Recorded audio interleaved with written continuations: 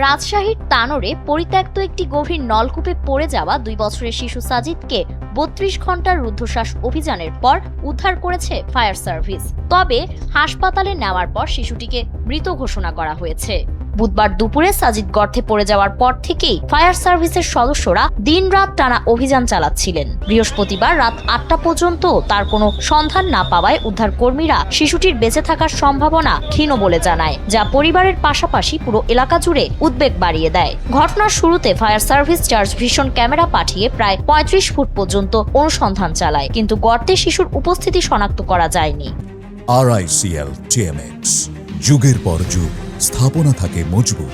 এরপর এক্সকেভেটর দিয়ে রাতভর বড় একটি গর্ত খনন করা হয় এবং সকালে সেই গর্ত থেকে নলকূপের দিকে সুড়ঙ্গ খোঁড়ার চেষ্টা করা হয়। তবুও শিশুটির অবস্থান চিহ্নিত না হওয়ায় উদ্ধার অভিযান আরো জটিল হয়ে পড়ে। সে সময় ফায়ার সার্ভিসের সহকারী পরিচালক দিদারুল আলম জানান, নলকূপের পাশে বিকল্প গর্ত খনন করে সুড়ঙ্গ বানিয়ে অনুসন্ধান চালানো হচ্ছিল। তিনি সতর্ক করে বলেছিলেন, যদি এ পথেও শিশুটিকে খুঁজে পাওয়া না যায় তাহলে পাশ দিয়ে আর খনন সম্ভব হবে না, কারণ নলকূপটির গভীরতা 150 থেকে 200 ফুট এবং শিশুটি যে কোনো স্থানে আটকে থাকতে পারে।